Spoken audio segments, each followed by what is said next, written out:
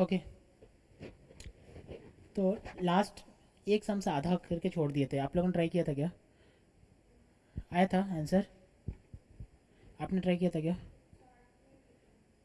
हाँ, आपने ट्राई किया था क्या?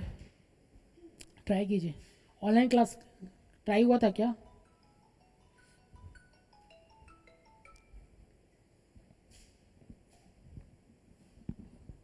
Just wait a minute.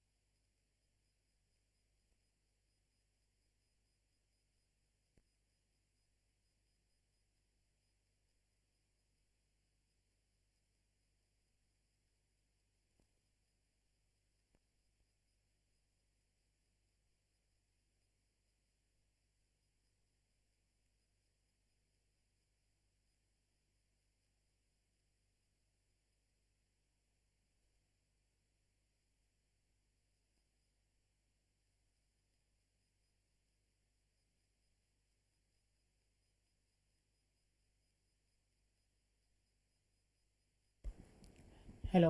Okay, तो जाते हैं अपने लास्ट सम्स में जो हम लोग किए थे, हाफ डन था।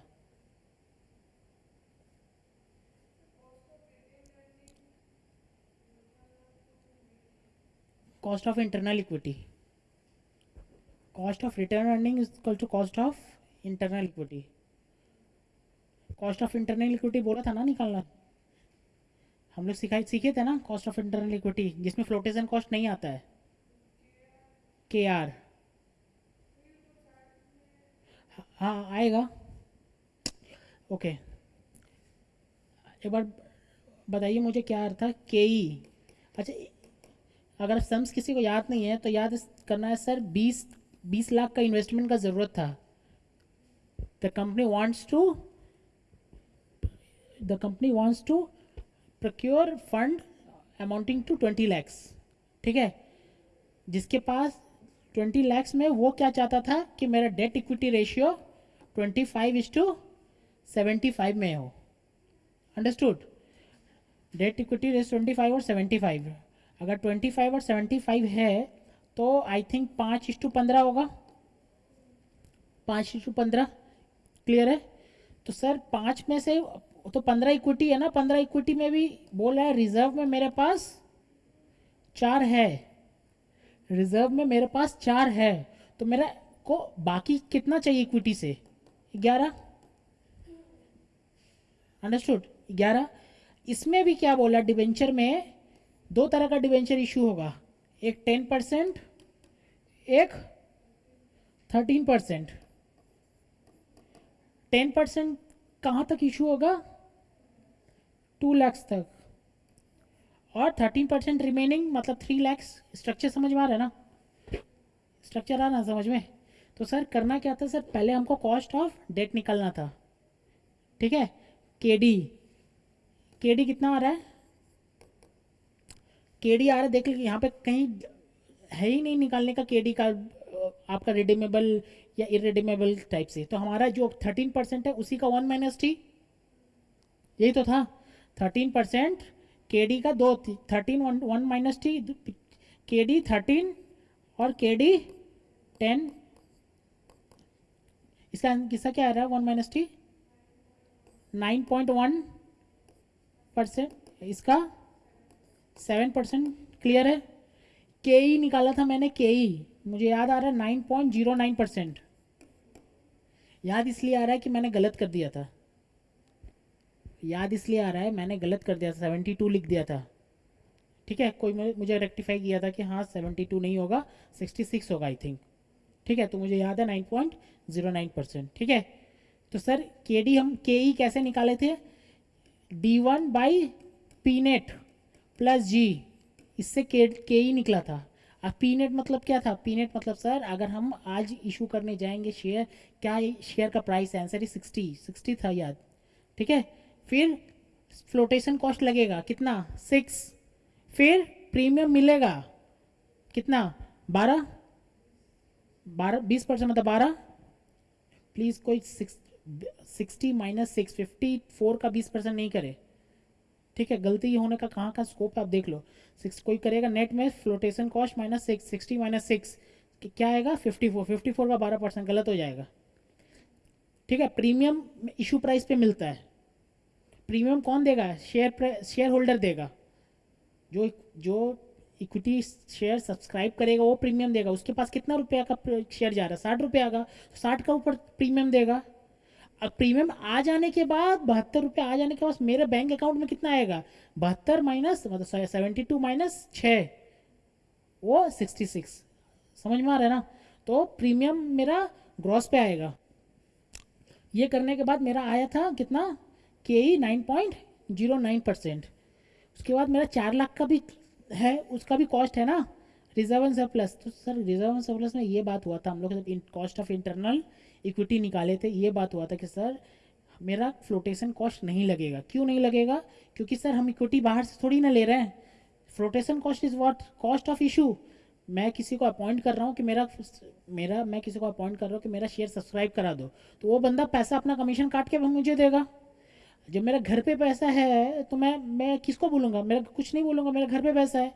तो सर फ्लोटेशन कॉस्ट नहीं होगा, at the same time premium भी नहीं मिलेगा, at the same time premium भी नहीं मिलेगा ना उस पर।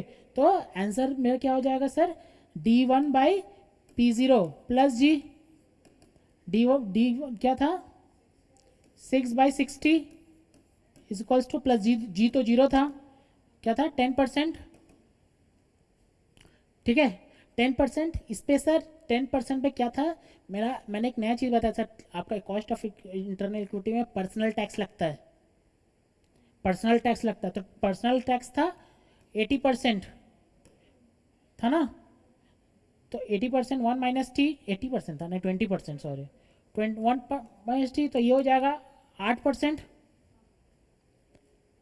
आ रहा समझ में सर, दो टैक्स रेट दिया होता है, company tax rate, personal tax rate. Personal tax rate कहाँ लगता है आपका,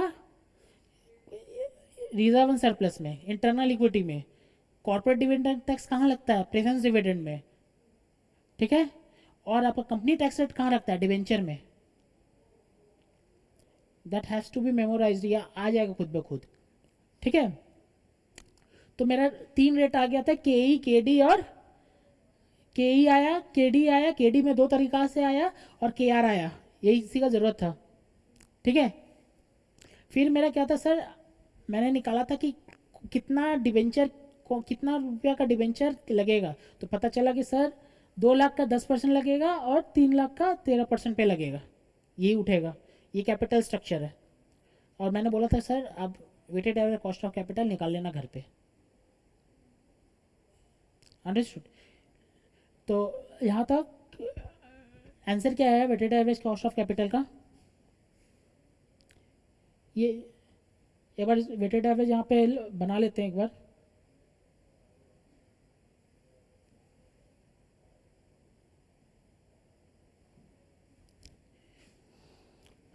computation for weighted average cost of capital, please don't mind कि मैं फॉर्मेटिंग नहीं कर रहा हूँ कुछ। इक्विटी, रिजर्व, फिर डेट, एक है 13% डेट, एक है 10% डेट, डेट दो बार। ठीक है, ये क्या आ रहा है बताइए, टोटल क्या आ रहा है।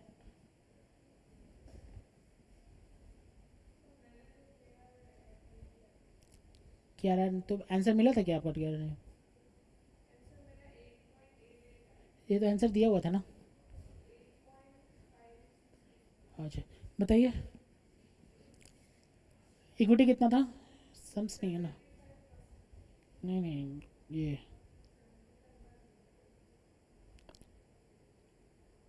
क्या नाम है,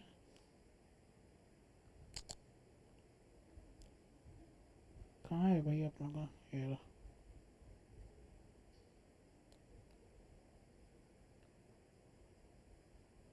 हम्म,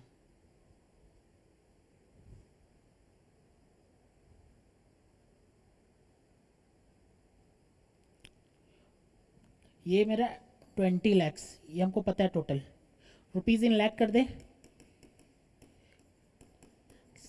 तो आप कब कर दे रहे हैं रुपीज़ इन लाख, जब हमको पता चल रहा सब इजी इजी है फिगर है। ठीक है, लंबा फिगर पे नहीं कर सकते हम लोग। ठीक है, इक्विटी कितना, इक्विटी 15 में से 4, 11 लाख, 4 लाख, 3 लाख, 2 लाख, ये सही है क्या? हाँ, फिर वेट, वेट निकालिए क्या कह रहा है, 11 डिवाइडेड बाई 20, 0.55, फिर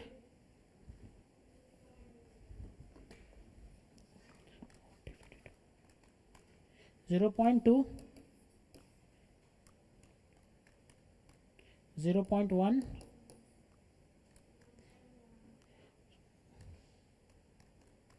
0.15, post tax, post tax cost,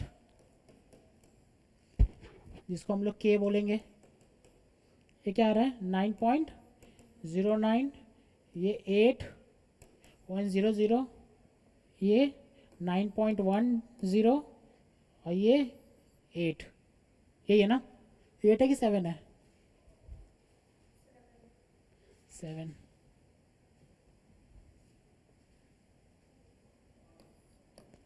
then K into W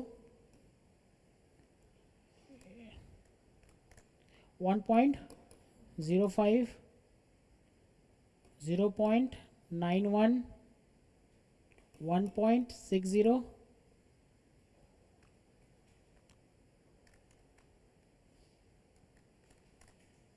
5, यही है ना?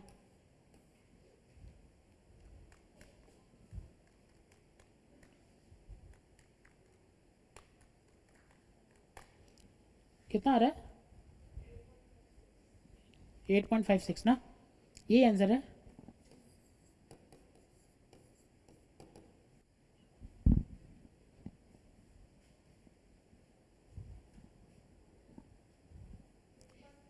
ठीक है, बस यही है तरीका। आ रहा है समझ में? क्लियर है? इसको इसको लिखिए,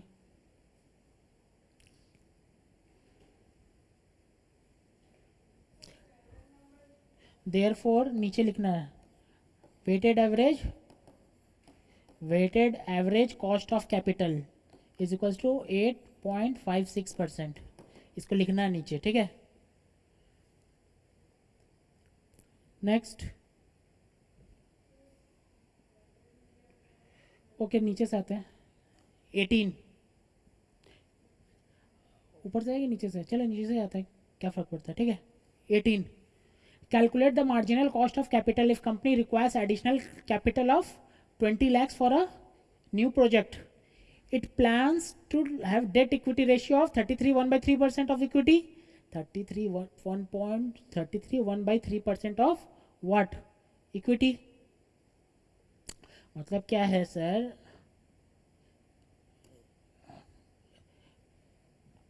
अगर इक्विटी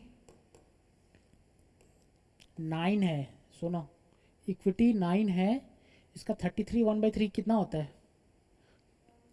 1/3 कितना होता है, 3। आ रहा समझ में? यही है ना, पढ़िए यहाँ पे, यही है ना सर। अभी आपको मैंने ऐसे ऐसे बोल देता ना, तो आपको लगता है क्या लिख रहे हैं, 33 1 by 3 ऑफ क्या, समझ में नहीं आ रहा है। ठीक है, लेकिन ये 9 अज्यूम ले लिए सर, इसको 100 अज्यूम ले सकते हैं, लेकिन गंदा फिगर आएगा ऊपर में। मैंने जानबूझ के 9 इसलिए लिया कि अच्छा फिगर आ जाए। आ रहा है समझ में? The debt will carry interest 10% before tax for first 2 lakhs, 13% before tax beyond that. ठीक है। Prevailing default risk free interest, default risk free interest on government of treasury bond क्या है? 5%। तो फीलिंग तो आ जाना चाहिए ना इंटरनली, कौन सा इक्विटी में कौन सा फॉर्मूला लगेगा, कौन सा लगेगा? CAPM। ठीक है। जी सर बोलेगा नहीं आपको कि CAPM लगाओ, डिविडेंड ग्रोथ मॉडल लगाओ, आपको फीलिंग लेना पड़ेगा यहाँ पे।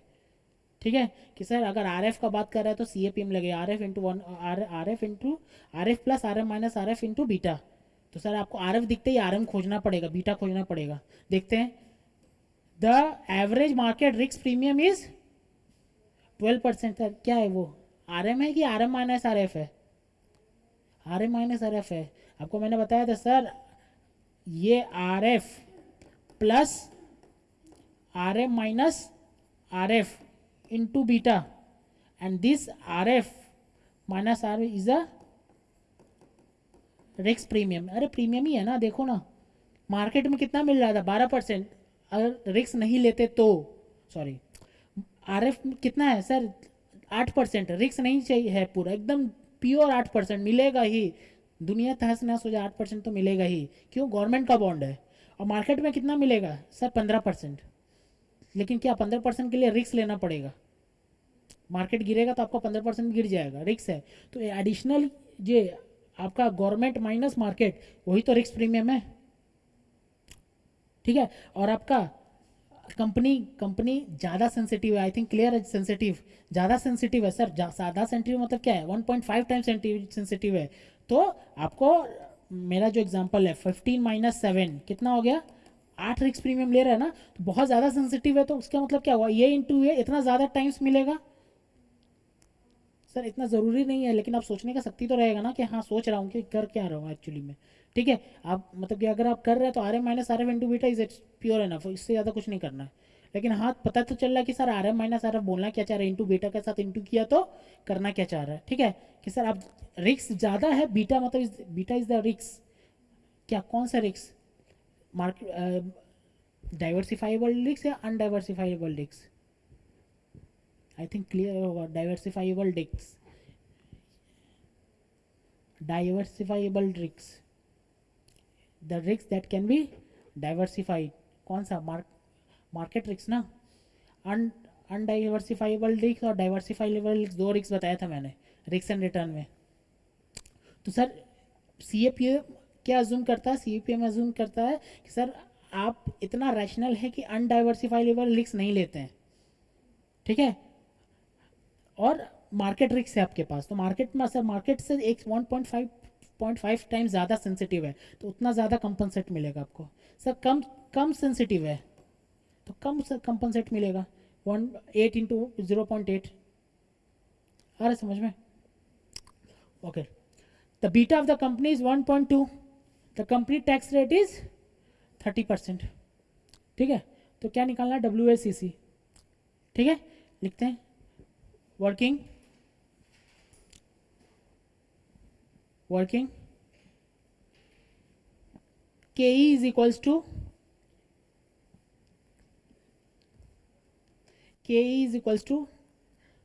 RM, sorry, KE is equals to RF plus RM minus RF into beta,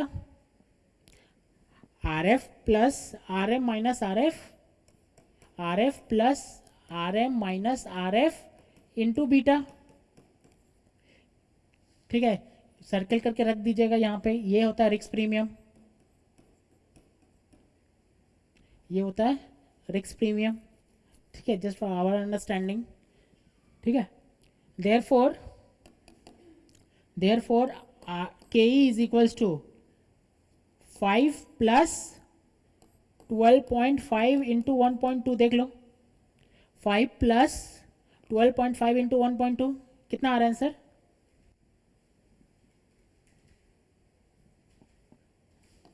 कितना आ रहा है आंसर? कितना? 20%। ओके। नीचे working note number 2, as per question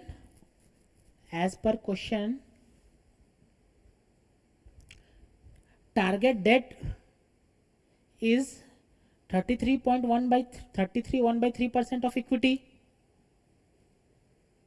Target debt is 33.1 of equity. नीचे let equity is equals to 9 unit. Let equity is equals to 9 unit. Therefore debt is equals to 1/3% of 9 is equals to 3 unit.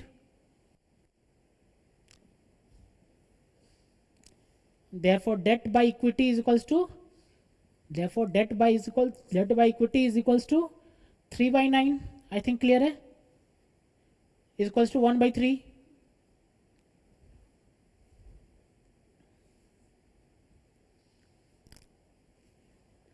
ठीक है. Next नीचे working note number 3. अच्छा ये working note का नाम नहीं दिया था ना, इस वर्किंग नोट नंबर 1 का नाम दिया था क्या, calculation of cost of equity. Working note number 1 था calculation for cost of equity.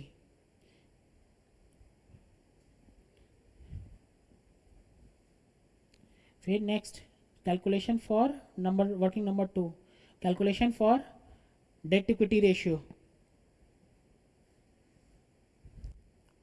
फिर working note number 3 calculation for capital structure.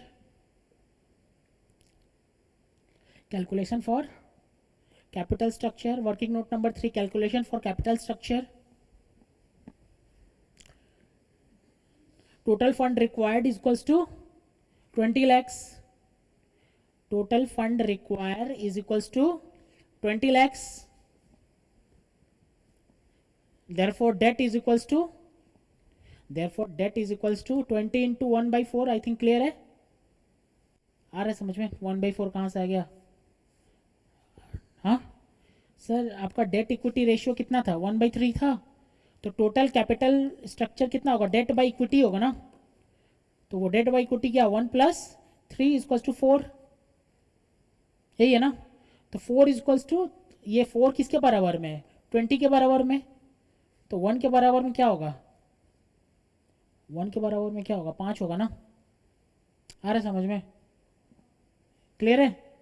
Date is equals to 20 into 1/4. अगर नहीं आता तो बगल में लिख लेना, डेट प्लस साइड में लिख लेना. Debt plus equity is equals to 1 + 3 is equals to 4. Therefore 4 implies to 20. तो 1 implies to 5 और 3 implies to 15. क्लियर है. नीचे equity is equals to 20 into 4 नहीं 3/4. 20 इंटू 3/4 इज इक्वल्स टू क्या, 15.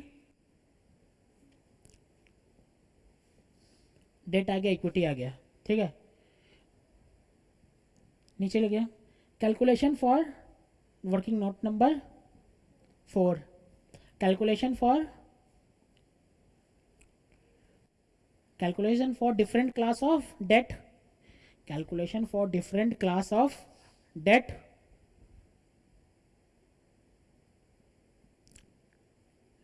Calculation for different class of debt. 10% debt 10% debt 20 lakhs, sorry 2 lakhs. और 13% date कितना, balancing figure कितना, 3 lakhs. Total 5 lakhs. ये तो चाहिए था. क्लियर है. नीचे working note number 5 calculation for post tax cost. Calculation for post tax cost of debt, calculation for post tax cost of date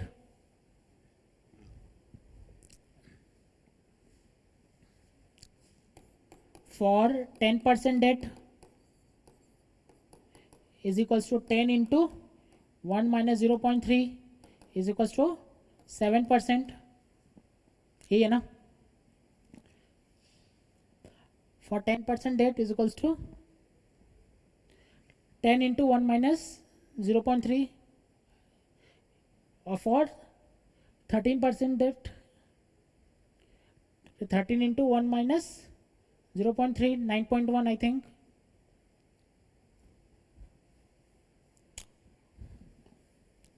next sums कीजिए, और तो कुछ बचा नहीं है ना? नहीं. Calculation for weighted average cost of capital, calculation for weighted average cost of capital, calculation for weighted average cost of capital. चलिए बनाइए जल्दी, सब कुछ निकाल के दिया हुआ है. कैपिटल स्ट्रक्चर में सिर्फ डेट इक्विटी है. डेट दो तरीका का है, इक्विटी रहेगा, फिर 10% डेट, फिर 13% डेट. इक्विटी रहेगा 10% डेट और 13% डेट. फिर value, please don't mind, book value भी नहीं है, मार्केट वैल्यू भी नहीं है, वैल्यू है सिर्फ. आपका आएगा 15 लाख और 2 लाख और 3 लाख. 15 लाख, 2 लाख, 3 लाख. क्या होगा ना? फैन बंद कर दे क्या? 15 लाख, 2 लाख, 3 लाख. फिर कॉस्ट, सॉरी वेट, वेट आएगा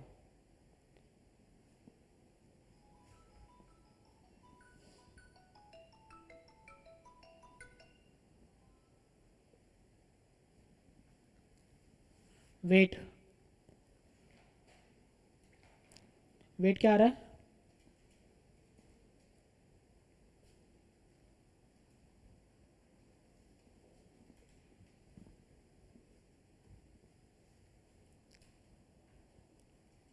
क्या होगा ना? बना यार, खुद से बना, बहुत सारा बना दिया मैंने. इक्विटी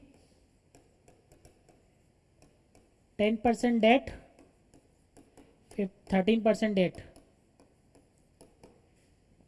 ये आएगा 15 लाख, 2 लाख, 3 लाख. ये आएगा 20 लाख.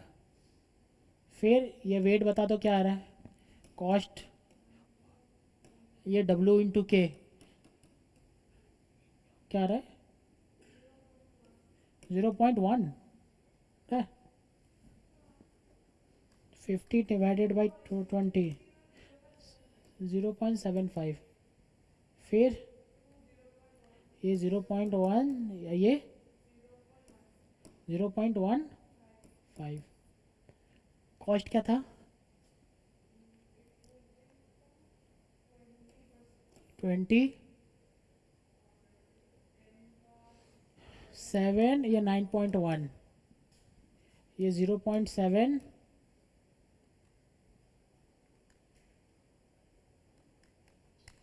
ये 15, ये 1.365 जोड़ के 17.065. खुद से कीजिए, जब तक मैं करूँगा तो आपको देख के लगेगा कि हाँ देख के करना है. ठीक है, बहुत बार ये हो गया सम्स. आज ये इसको कंप्लीट करना है, जब तक कंप्लीट नहीं होगा घर नहीं जाना है. 17.065%. ठीक है, चलिए ये वाला देखो. ये वाला सेम सम्स है जो आप, हम लोग 18 हो गया. फोटो ले लिया आपने? फोटो ले लो यार, बोलोगी तो.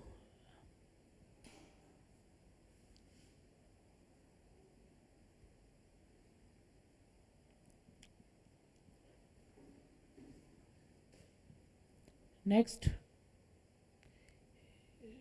17 वाला सेम सम्स है, देखो जो हम लोगों ने किया था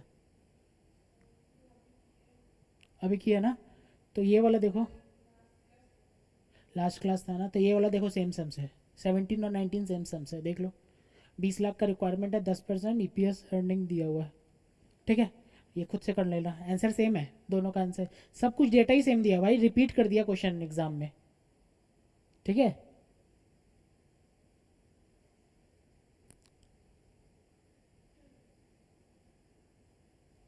ये वाला निकल जाएगा, देखो जल्दी निकालिए आप लोग।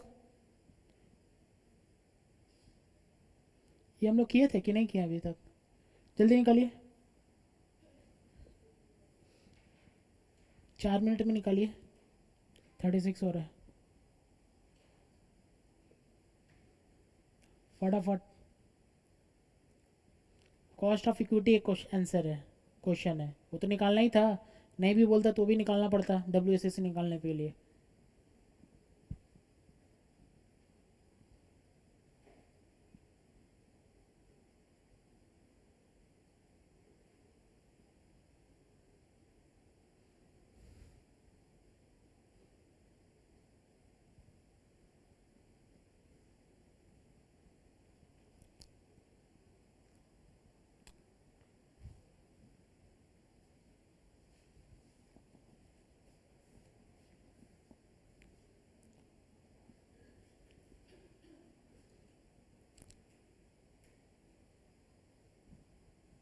क्या हुआ, नहीं आ रहा है, यहाँ पर घर पे प्रैक्टिस नहीं कर रही हैं क्या, घर पे प्रैक्टिस करना होगा ना भाई, नहीं है तो नहीं होगा ना।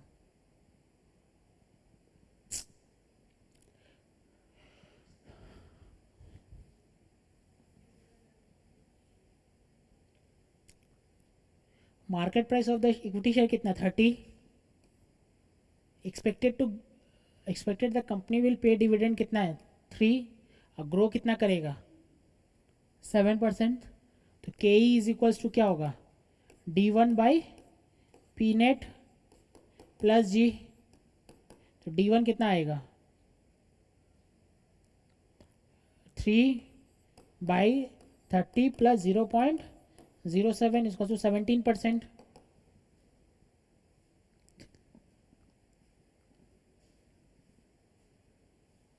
आया,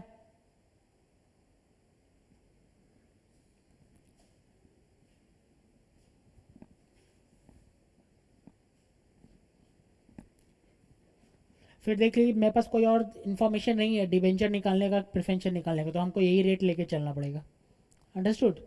तो कैलकुलेशन फॉर, देखिए calculation for weighted average cost of capital, calculation for weighted average cost of capital,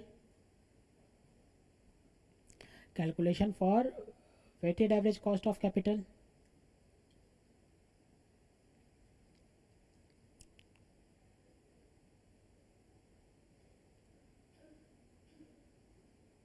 क्या बोला, यूजिंग क्या, बुक वैल्यू, ठीक है।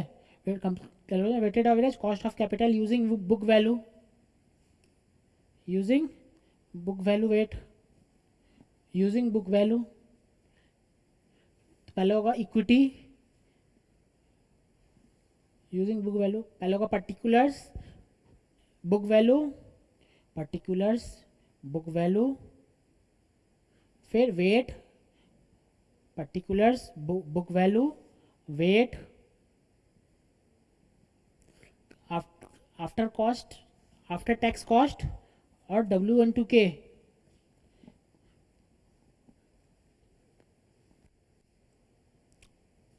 तो वेट में होगा, सॉरी पर्टिकुलर्स में होगा इक्विटी, प्रेफरेंस, डिवेंचर।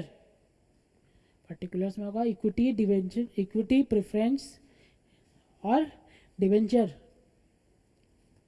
इक्विटी में कितना होगा, 2000, हाँ रिजर्व एंड सरप्लस है ना, अदर इक्विटी। कितना होगा इक्विटी में, 4000, इक्विटी में 4000, प्रेफरेंस में 1000 और डिवेंचर में 3000। प्लीज़ अगर मार्केट वैल्यू बोलता तो हम नहीं लेते यहाँ पे इसका 2000, ठीक है।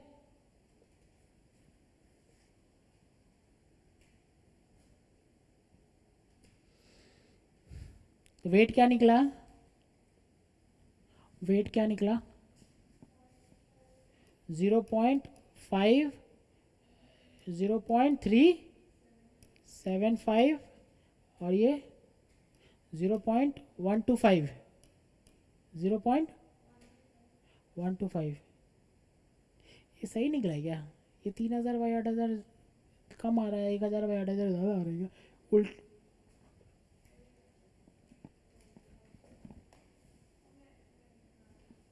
उल्टा लिख दिया ना, 3/8 0. ठीक है, ये नीचे होगा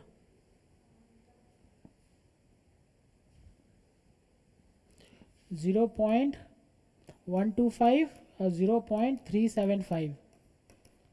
कॉस्ट ये होगा आपका 17, नेक्स्ट 12 और उसके बाद टैक्स रेट क्या दिया हुआ है 9%, तो 9 इंटू 6 5.4। आई थिंक क्लियर है 5.4 बार बार।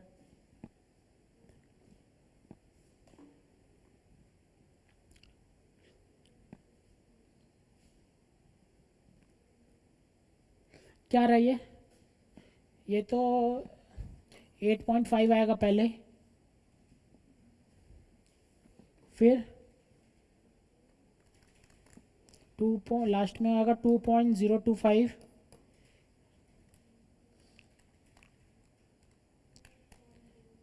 1.5,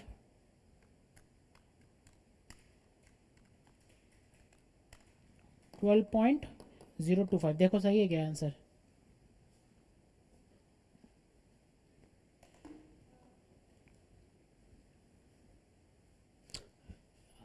आ रहा है? खुद से कीजिए, खुद से नहीं करने से बहुत दिक्कत है। मैं कितना सम्स कराऊंगा, 15-16 सम्स कराऊंगा, अब सब मैं खुद कराऊंगा तो क्या होगा, आपके लिए कुछ इम्प्रूवमेंट नहीं आएगा। मैं जानबूझ के ज़्यादा सम्स 2-3 सम्स करा के छोड़ सकता हूँ, अंडरस्टूड। लेकिन क्या होगा, वही 2-3 सम्स मैं ही कराऊंगा, आप वही लेके घर चले जाएंगे।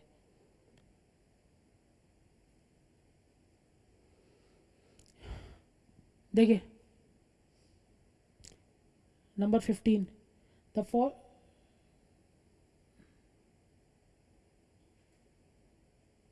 The following capital structure of Z limited. Capital structure देख लिया, बुक वैल्यू दे दिया, मार्केट वैल्यू भी दे दिया, ठीक है। Equity share, preference share, debenture, retained earning. Obviously market value का रिटर्न अर्निंग नहीं होता है, दिख रहा है ना। The current market price of an equity is 200 for the last company, for the last year company paid equity dividend last year 25%। किसका 25%? ये 25% बोला है, किसका बोला है?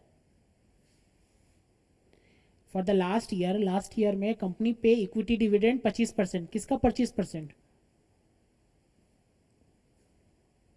डिविडेंड किसके ऊपर लगता है?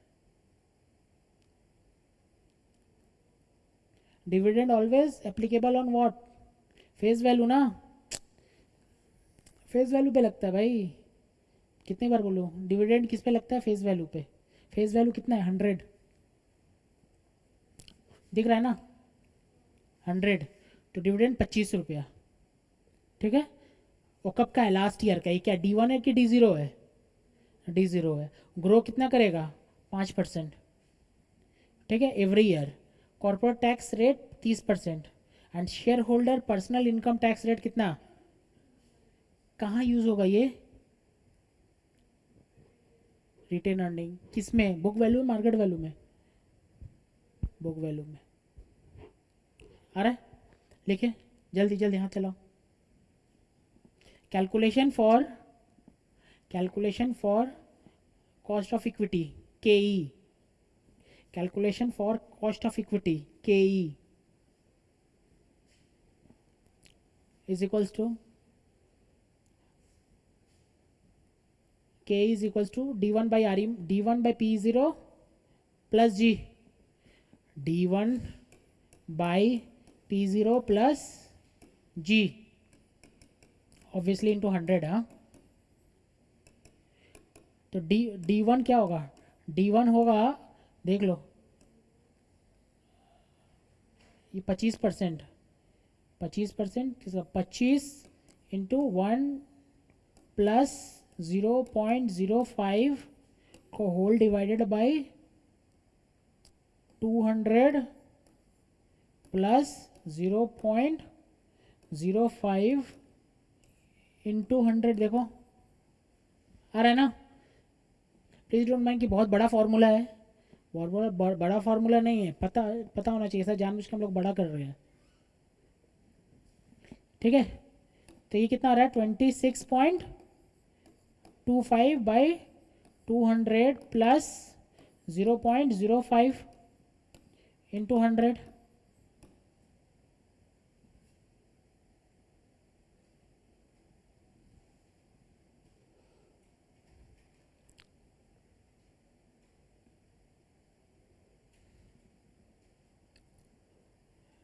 आ रहा है, कितना आ रहा है परसेंट,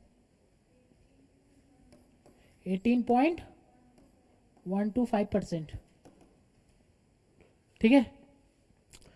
देखिए एक चीज़ देखिए, मार्केट वैल्यू बुक वैल्यू दुनिया दिया हो ना, मैंने क्वेश्चन पढ़ा ही नहीं यहाँ पे। क्वेश्चन क्या बोला है, calculate cost of capital for each source of capital, ये आ गया, ठीक है। के आर निकालना होगा तो क्या करेंगे अब इसमें, के आर निकालना होगा तो क्या करेंगे, इंटू 1 माइनस पर्सनल टैक्स, आ रहा समझ में। के आर अभी लिखा ना, दिखिए ना, इंटू 1 माइनस पर्सनल टैक्स, के आर निकल जाएगा। फिर उसके बाद के पी निकालना है 11%, ठीक है। डिवेंचर निकालना है 11 इंटू 0.7, 7.7%, आ रहा है समझ में, नहीं आ रहा है। के आर अभी निकालना बहुत सिखाया ना हम लोग पिछले वाले सेंस में। के आर क्या निकालते हैं, के इंटू 1 माइनस पी टी, हाँ ना। किस क्वेश्चन में क्या बोला है, on the basis of market value, और आपको बुक वैल्यू दे दिया लेकिन मार्केट वैल्यू ही पूछा है। तो मतलब एग्जाम में मतलब कि इतना उदार नहीं बनना है कि हाँ बुक वैल्यू दे तो दोनों निकाल के देखते हैं, ठीक है। आ रहा समझ में, बुक वैल्यू दिया तो दोनों जरूरत नहीं, जो पूछा वही निकाल के देंगे हम, क्योंकि हम लोग के पास उस टाइम टाइम का कमी रहेगा, ठीक है। ठीक है, के आर इज इक्वल्स टू, के आर इज इक्वल्स टू, अच्छा के आर मत लिख करो, ठीक है लिख दो, के आर इज इक्वल्स टू क्या लिखो, 18.125 इंटू 1 माइनस 0.2, है ना, 0.2 नहीं 0.02 होगा, अच्छा 0.2 होगा, हाँ 20 इज इक्वल्स टू कितना,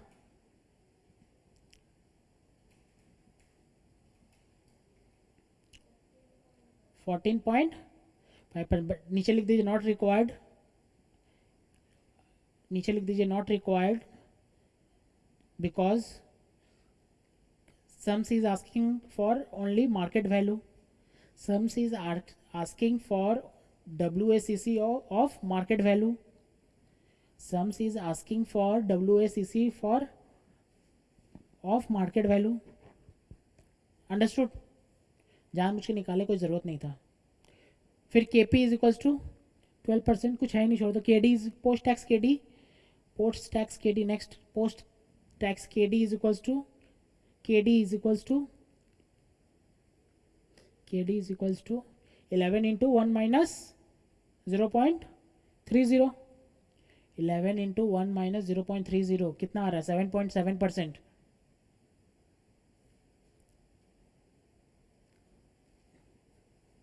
आया, लेफर हो गया। अब निकल जाएगा weighted average cost of capitals, आ जाएगा कि नहीं आ जाएगा, हो जाएगा ना, आ जाएगा। बुक वैल्यू में आपका रिटर्न आने का ज़रूरत पड़ेगा, मार्केट वैल्यू में नहीं पड़ेगा, ठीक है। मार्केट वैल्यू में नहीं पड़ेगा, इसका मतलब के आर का ज़रूरत आपको ज़रूरत ही नहीं है यहाँ पे डाल रखने का, झूठ मूठ का पर्सनल टैक्स दे दिया है, ओके हटाओ।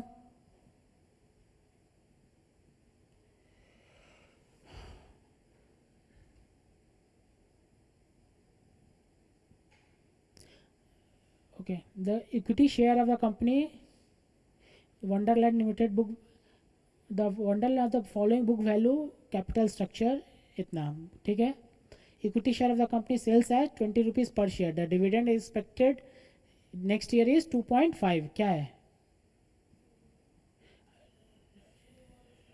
D1 है। किसी को ऑफेंसिव नहीं लगता कब D1 पकड़ रहा है कब D0 पकड़ रहा है, ऐसे तो नहीं लगेगा ना बाद में, बाद में ऐसा नहीं लगेगा ना आपको कि D1 कब पकड़ रहा है D0 का, कभी जीरो कोई ग्रोथ बढ़ा दे रहा है कभी नहीं बढ़ा रहा है, ठीक है।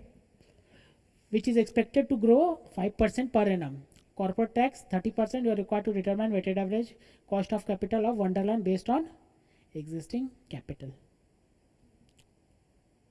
हो जाएगा ना, होगा कि नहीं होगा, करना पड़ेगा, ठीक है, नहीं करेंगे तो बहुत दिक्कत होगा, ठीक है, okay. The CMD has a following specific cost, indicated book value market value, अच्छा वाह, देख लो वेट ही निकाल के दे दिया है, कॉस्ट ही निकाल के दे दिया है। Calculate the weighted average cost of capital using book value और मार्केट वैल्यू, क्या करना है, कुछ नहीं करना है भाई, सब कुछ तो दे ही दिया है, इससे इजी क्या सम्स होगा। Calculate the weighted average cost of capital if using marginal weight, using marginal weight if the company intends to raise the fund of 50%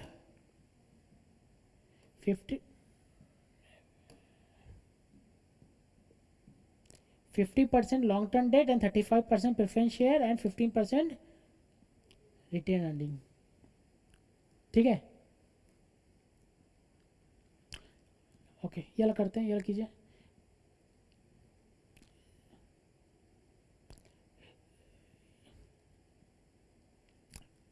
ये मार्केट वैल्यू ये वाला तो निकल जाएगा ना आपसे, ये वाला निकालिए झटाझट, अच्छा ठीक है, ये वाला घर पे निकाल लेना, कुछ नहीं करना है ना, इजी है। बुक बुक वैल्यू में क्या करना है, ये इंटू ये, यही है ना, और मार्केट वैल्यू में क्या करना है, ये इंटू ये, यही तो करना है। Next number 2, solution to part B या पार्ट 2 जो भी हो। अभी क्या वाला, calculate the weighted average cost of capital using marginal debt marginal weight if the company intend to raise कितना करना चाहती है, 50% डेट में,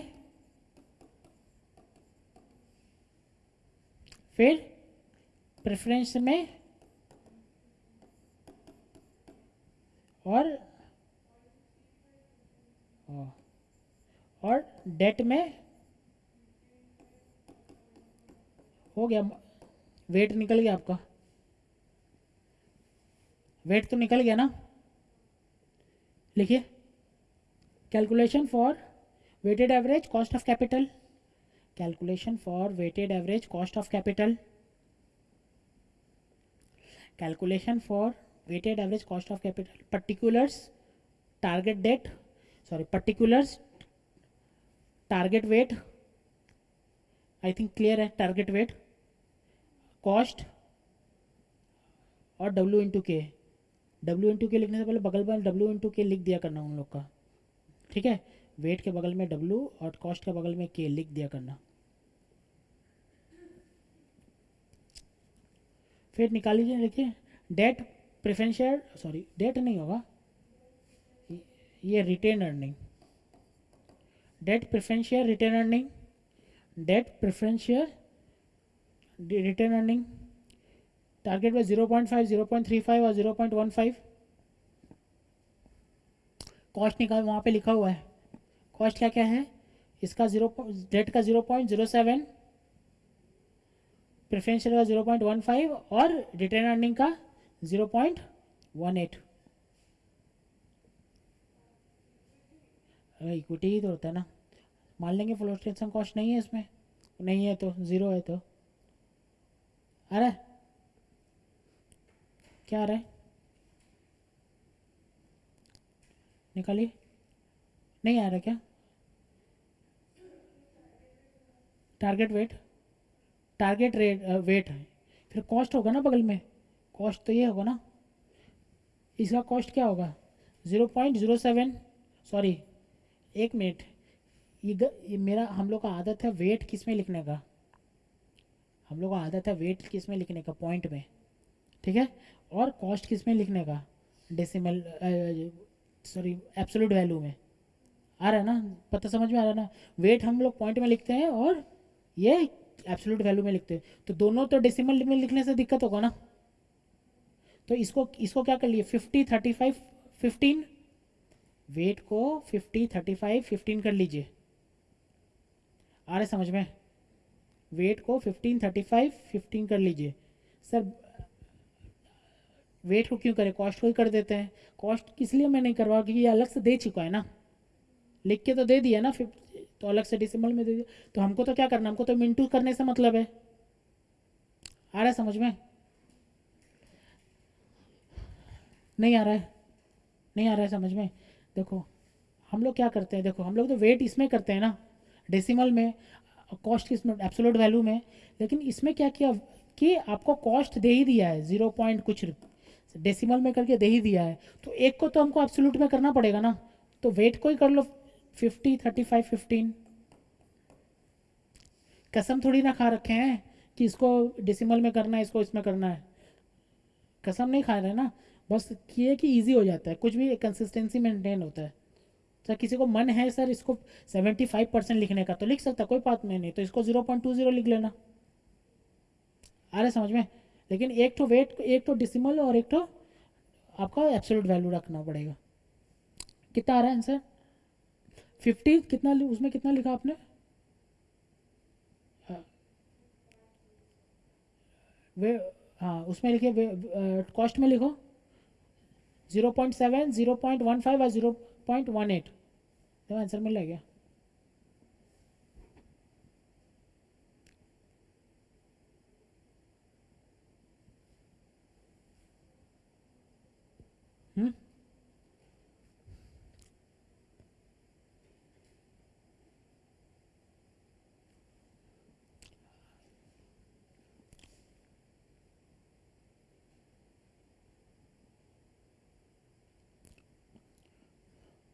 नंबर आ रहा है क्या, कितना आ रहा है आंसर टोटल, ये नीचे पीछे वाले सम से कितना आ रहा है टोटल,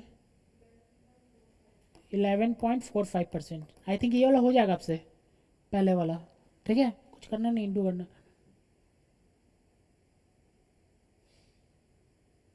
क्वेश्चन नंबर 12, ठीक है, इंपॉर्टेंट है, हाँ जूम कर दें, मार्केट एज इंपॉर्टेंट, हाँ। क्वेश्चन नंबर 12, देखो, the company below is the state, the given below the statement of assets and liability of the company as on 31 December 2023, assets और liability है, ठीक है, तब यहाँ पढ़ते हैं, the company uses the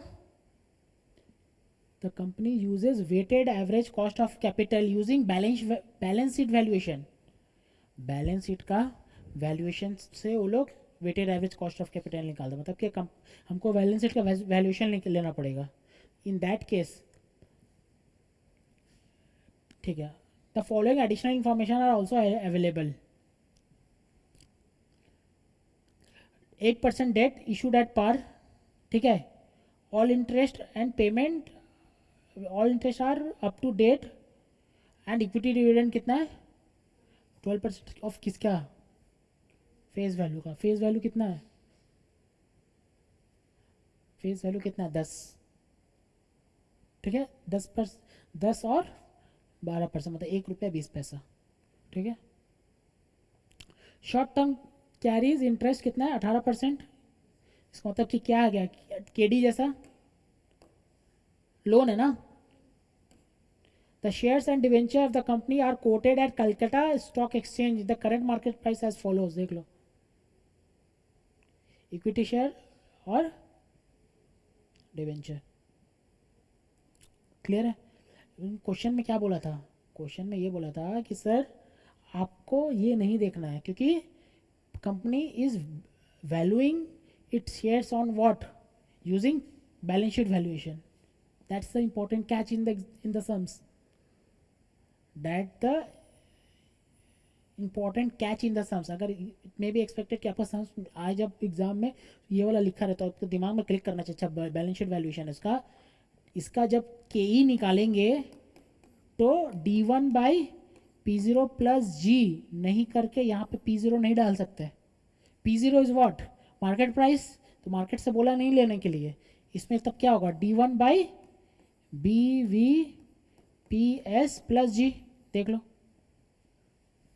book value per share.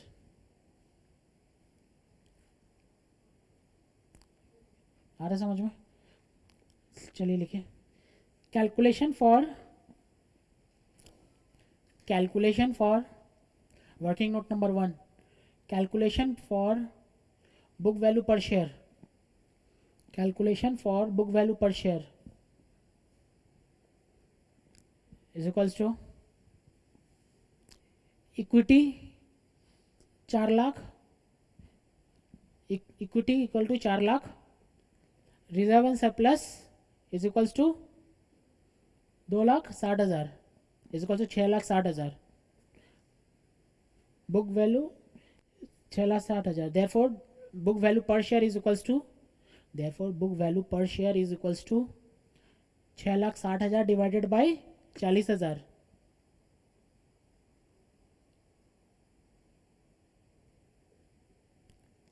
Is equals to क्या आ रहा है,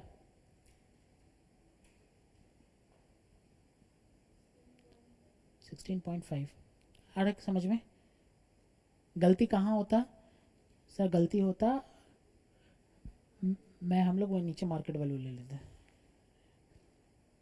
ओके, अब के ई निकालिए जल्दी जल्दी, therefore K E is equals to working note number 2, K E is equals to D one by B V P S, D one by book value per share plus G, D one by book value per share by plus G, sorry, तो D one क्या है, D one क्या है, D one क्या है, 12 into growth क्या है, growth ही नहीं दिया हुआ है कहीं, ग्रोथ नहीं दिया है ना, तो ठीक है डी ज़ीरो डी वन होगा, D one by B V P S plus G, D one क्या है 12, अच्छा 1.2 बाई 16.5 प्लस ज़ीरो, कितना आ रहा है,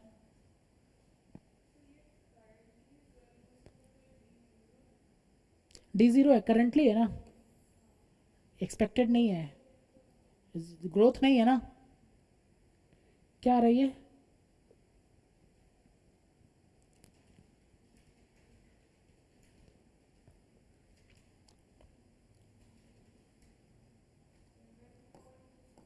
%7.27 नीचे, cost of short term loan, cost of short term loan is equals to, cost of short term loan is equals to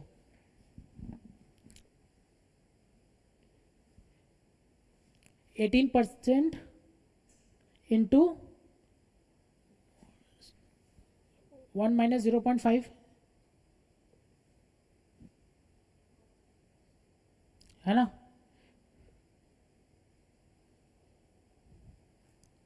क्या आ रहा है 0.9%,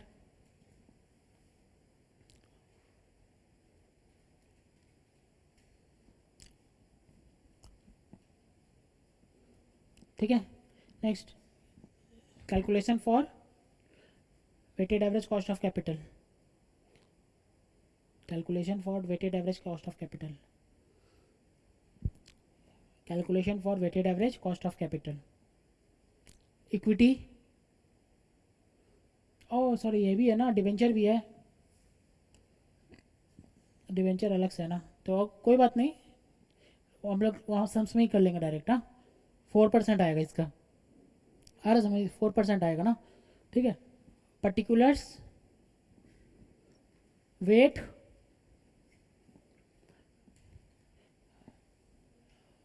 पर वेट नहीं, पर्टिकुलर्स बुक वैल्यू बोला है ना,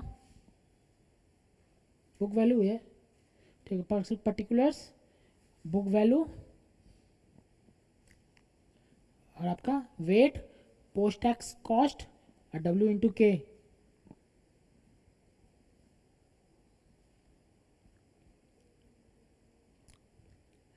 फिर equity debenture, okay okay okay, ये इसमें शॉर्ट टर्म लोन नहीं आएगा। मैंने आपको क्या बोलता WSCC में निकालने का time, it is a source of long term finance, ठीक है, ये शॉर्ट टर्म फाइनेंस है। मैंने स्टार्टिंग में लिखवाया था ना, weighted average cost of capital is a source of short long term finance, एकदम स्टार्ट वाला डेफिनेशन वाला।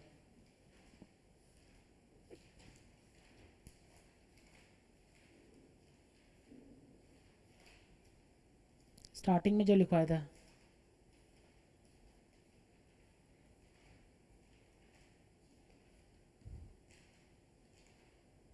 लिखवाया था ना,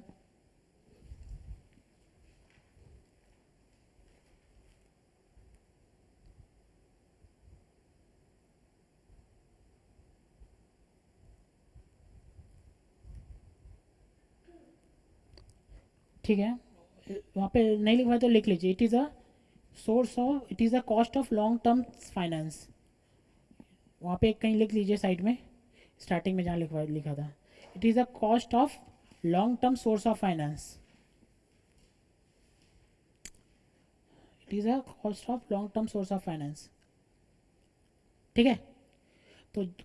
तो वहाँ पे आपने लिखा था ना एक वर्किंग नोट नंबर, उसमें short cost of short term capital, उसको काट के लिख दीजिए cost of debenture, K D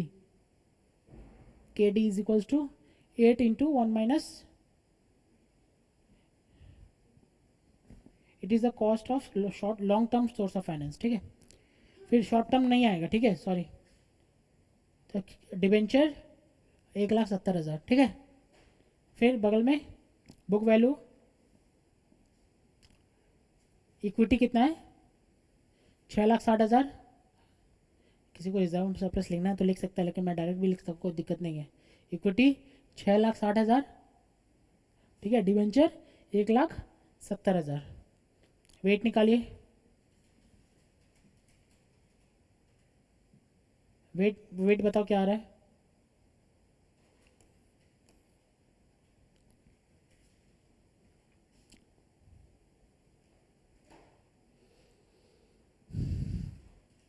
ये बताओ।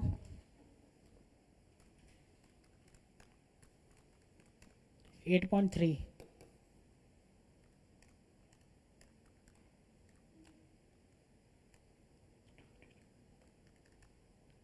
0.80, तो ये होगा 0.20, नो डाउट।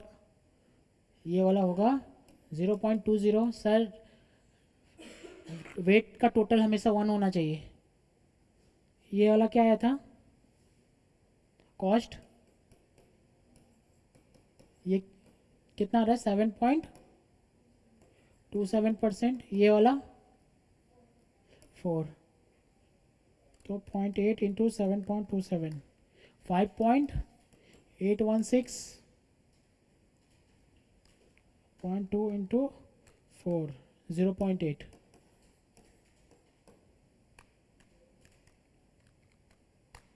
6.611, 616। देखो तो आंसर आ रहा है क्या,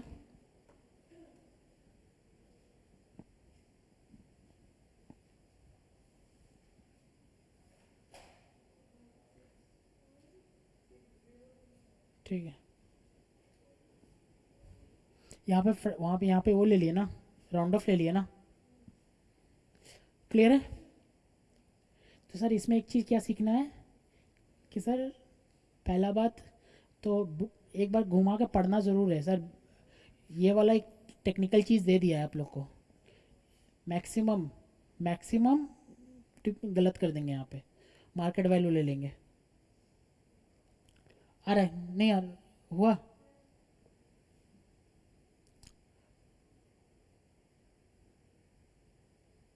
देख लो। ABC limited wishes to raise fund कितना additionally 10 lakh for in meeting its investment plan. It has 2,10,000 in the form of retained earning for the investment purpose. Same कहानी सुनाई, समझ में आ रहा है क्या? आ रहा है सेम कहानी. डेट इक्विटी मिक्स कितना है? डेट बाई इक्विटी कितना है? 3/7 हमको दिख रहा है यहाँ से. डेट इक्विटी रेशियो कितना है? 3/7. डेट अप टू 1,80,000 ये, डेट बियॉन्ड 1,80,000 16%. ईपीएस दिया हुआ है 4 और डिविडेंड पे आउट रेशियो दिया हुआ है कितना? 50% ऑफ अर्निंग. नहीं भी बोलता dividend pay out ratio earning पे लगता है. ठीक है. ग्रोथ दे दिया है कितना? 10%. Current market price 44. होगा कि नहीं होगा? करना पड़ेगा. अगर नहीं हुआ ना तो अपन से एक बार देख लेना. ठीक है. आपसे होगा कि नहीं होगा? हो जाएगा ना. You are determine the pattern of raising additional finance. Pattern आपको समझ में आ रहा क्या है? सर पैटर्न ये होगा, पहले तो डेट इक्विटी मेरे को ज़रूरत कितना है? 10 लाख. 10 लाख का ज़रूरत है, दिख रहा है ना आपको? 10 लाख का ज़रूरत है. इसमें से 10 लाख का ज़रूरत में डेट आएगा, इक्विटी आएगा. डेट हमको दिख रहा है कितना? 3 लाख. और इक्विटी कितना आ जाएगा? 7 लाख. 7 लाख में सर 7 लाख में 2 ऑप्शन है. 2,10,000 क्या आएगा? Retained earning. अंडरस्टूड. और बाकी कितना आ रहा है? 4,90,000 कितना आ जाएगा? इक्विटी शेयर इशू करेंगे. आ रहा है समझ में? इक्विटी शेयर इशू करेंगे. अब इसमें 3 लाख. 3 लाख में 2 पार्ट आएगा. एक 1.8 लाख के कितना कॉस्ट आएगा? 10% ऑब्वियसली बिफोर टैक्स बोल रहा हूँ. और बाकी 1.2 का कितना आएगा? 16%. इसको आफ्टर टैक्स करके बना देंगे उसमें. आ रहा है? Determine post tax average cost of additional date. Sir additional date बोला है, पोस्ट टैक्स कॉस्ट. एक काम करो, बनाते हैं इसको. चलो लिखो, जल्दी बनाइए. Calculation for cost of equity. Calculation for cost of equity. Calculation for cost of equity.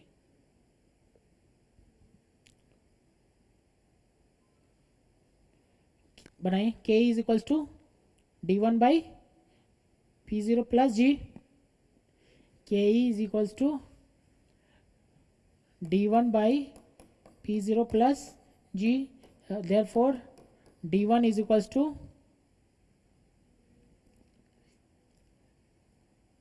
4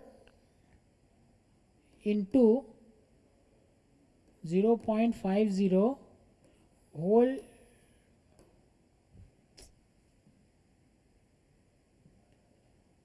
0.50 whole into growth कितना है? 10%. 1.10. तो ये 2.1 2.2 देख लो. आ रहा है क्या? गंदा नहीं है सर. 4 का 50% कितना? 2. 2 को 10% बढ़ा है कितना? 2.2.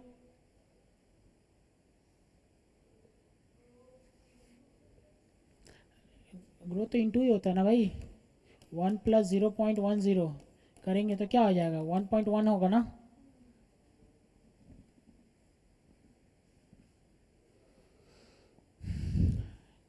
लिखो.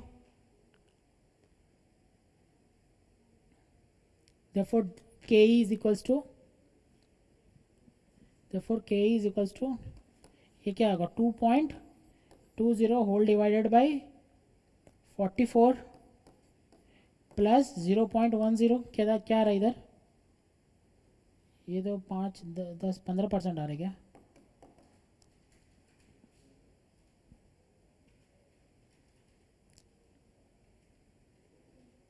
%.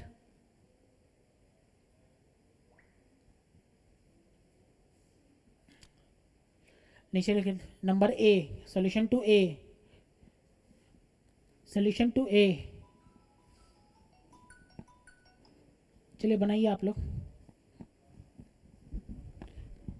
बनाइए, आपको पता है कैसे।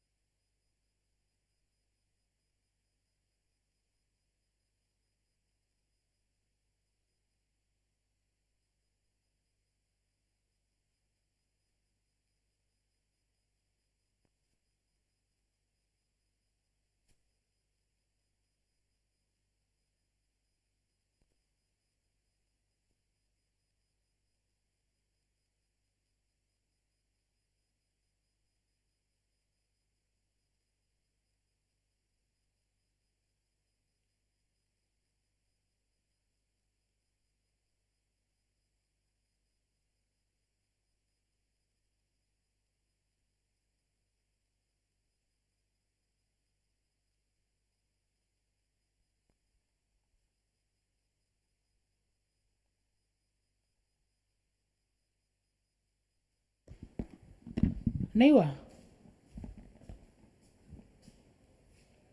Determine the pattern of the raising pattern.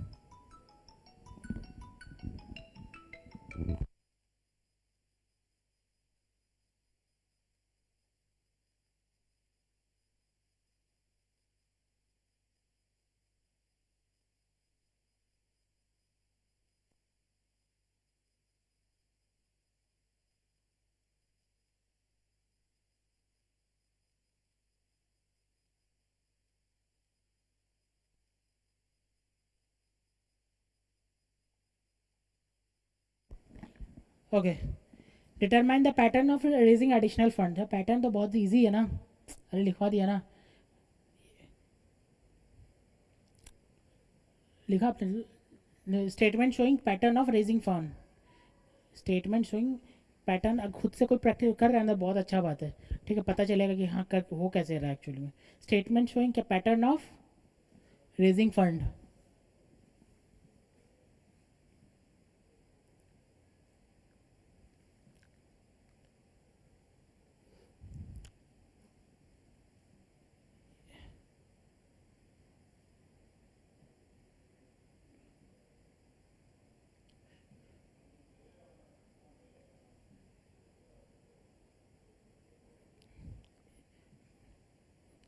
Equity sir, total capital require. नहीं ऐसे मत लिखो, देखो इक्विटी. इक्विटी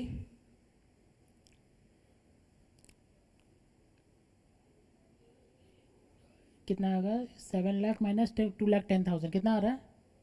4,90,000. यहाँ पे लिख देंगे 7 लाख माइनस 2,10,000. देन 10% डेट कितना आ रहा है. 1,80,000. फिर 13% डेट. 13 है. अच्छा 16 पर उस टाइम से 13 चल रहा है ना. 1,20,000. तो टोटल फंड रिक्वायर कितना आ रहा है. 3,07,90,000.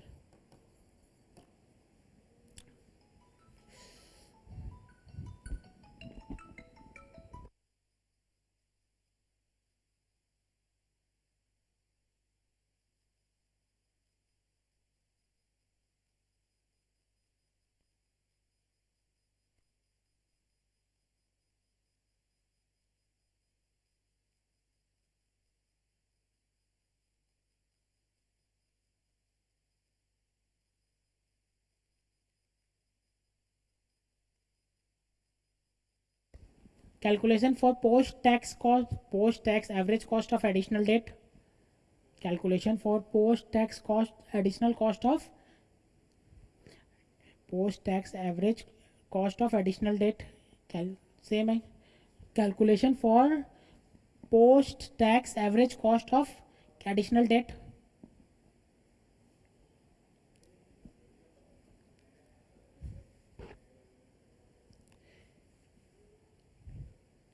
Particulars value post-tax cost.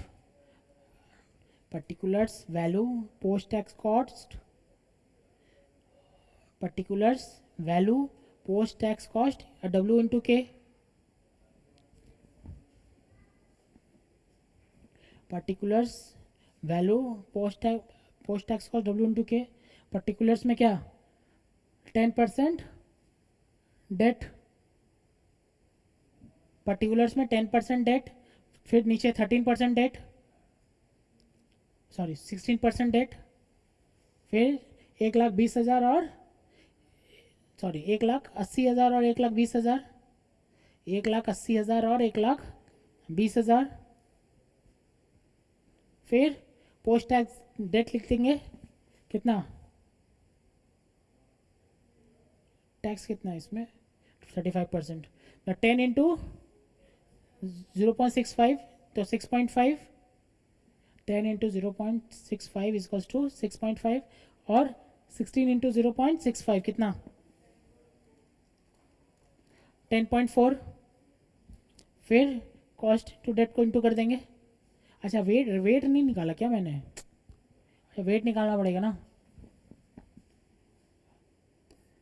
ये वैल्यू लिखा आपने वेट, ये क्या आएगा 3 लैक्स, 1.8 क्या है, ये 1.8 है ना, तो 3 डिवाइडेड बाई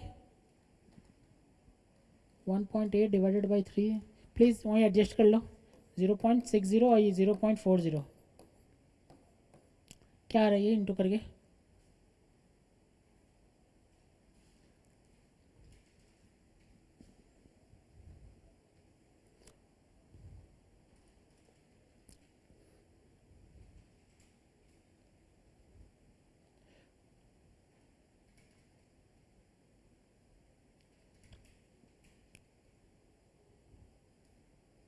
क्या आ रहा है,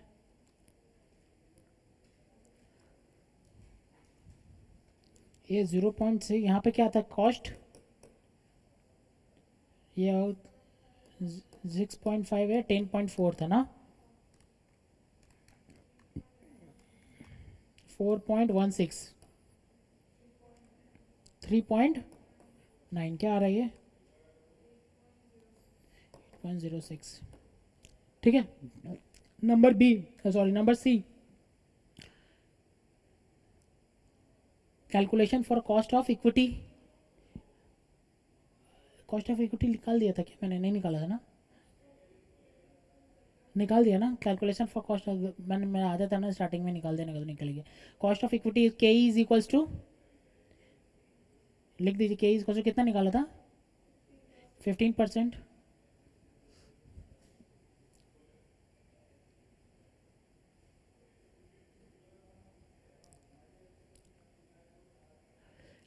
calculation for retained earning, retained earning का क्या है, कुछ तो दिया ही नहीं है,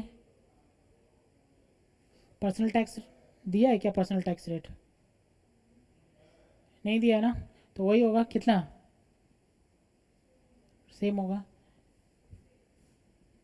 पर्सनल टैक्स रेट देना पड़ेगा ना, पर्सनल नहीं दिया ना, तो सेम होगा कितना 15%। Next number B, sorry number D, calculation for overall cost of capital, calculation for overall cost of capital, calculation for overall cost of capital, equity, next retained earning, फिर debt, equity, retained earning, debt, equity, retained earning, debt, value लिख देंगे कितना 4,90,000, 2,10,000 और 3,00,000, 4,90,000, 2,10,000 और 3,00,000, यही है ना। Then wait, wait निकालें,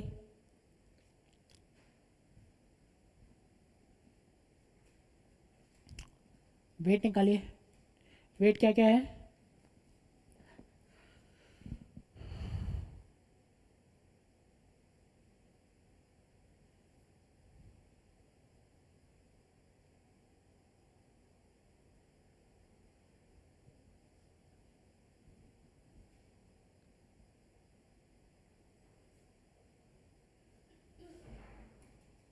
वेट क्या क्या है, ठीक है तो घर पे ही हो जाएगा ना। कॉस्ट क्या क्या लिखेंगे 15%, 15% और 15% और 15% और क्या लिखेंगे 8.0406, ठीक है। हाँ ये वाला, ये तो डिबेंचर का कॉस्ट निकल गया ना। सर किसी को मन है कि सर अलग अलग करके लिखना है तो लिख सकता है 10%, 10%, 13% अलग अलग करके, आंसर में कोई इफेक्ट नहीं आएगा।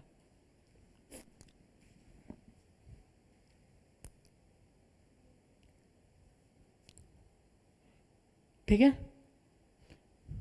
आगे करें, देखो नंबर 10, देखो R limited is the following book value capital, book value दे दिया है. Recent prices of the market securities are, debenture 115 का है, प्रेफरेंस शेयर 140 का है, इक्विटी शेयर पर शेयर कितना है 48 का. क्या है मार्केट प्राइस है ना. External financial opportunities are 12% redeemable debenture par में है. क्या बोला गया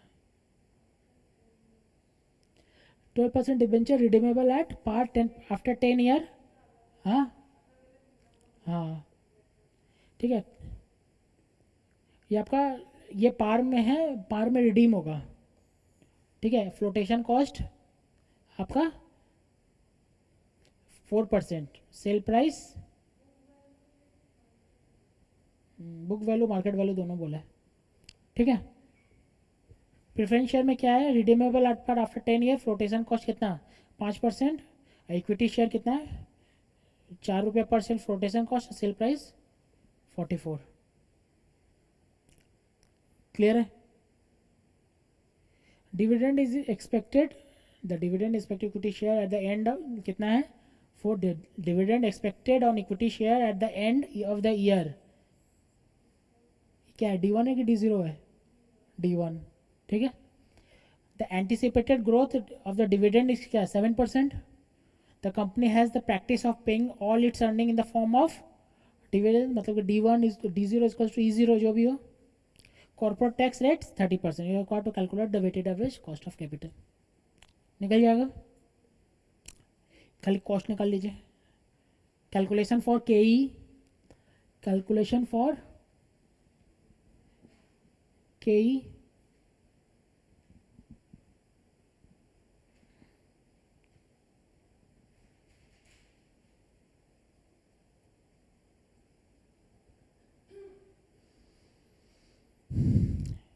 K is equals to D1 by P0,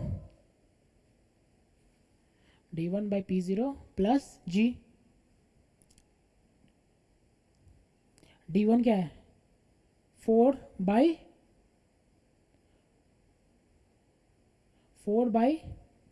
48 minus 4 48 by K is equals to 44 by 48 minus 4 plus 0.07. तो 4 by 44 इंटू सॉरी प्लस 7, ये होगा क्या आ रहा है 1 by 11 9.09 plus 0.07 16.09%.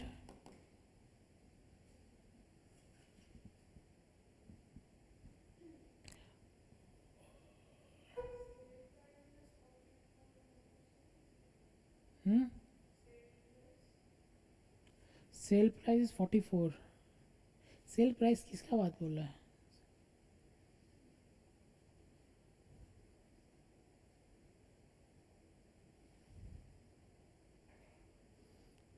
recent market price of the shares are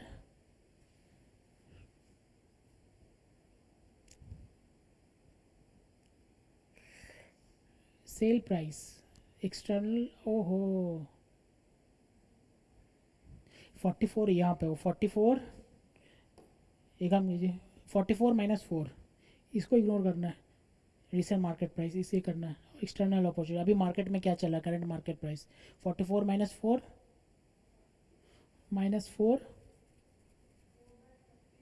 4 by 40 plus 7 क्या आ रहा है 17%. Then KD is equals to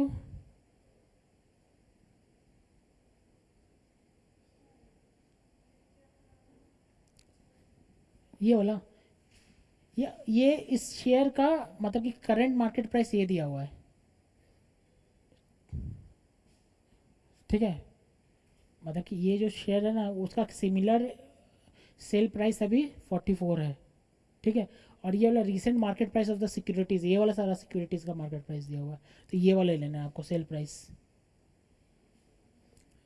ठीक है. Next KD is equals to K D is equals to, K D में क्या है आपका 12% डिवेंचर है ना, तो किसका फेस वैल्यू 12 है, फेस वैल्यू 100 है ना, तो 12 प्लस रिडम्पशन क्या है, अच्छा 12 नहीं, टैक्स रेट भी तो है ना 30%, तो 12 इंटू 0.7 8.4 हो गया, 8.4, और रिडम्पशन वैल्यू क्या है, रिडम्पशन वैल्यू रिडीम्ड पार मतलब 100 minus preference share issue price क्या है, सॉरी यहाँ पे सेल प्राइस क्या है 100 माइनस 4 है ना, तो ये होगा 96, हाँ 96/10 होल डिवाइडेड बाई 196/2 इंटू 100, यही होगा ना।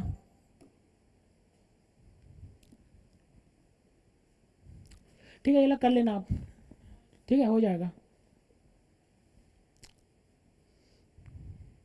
ओके नेक्स्ट, ये ला देखिए हो जाएगा ना।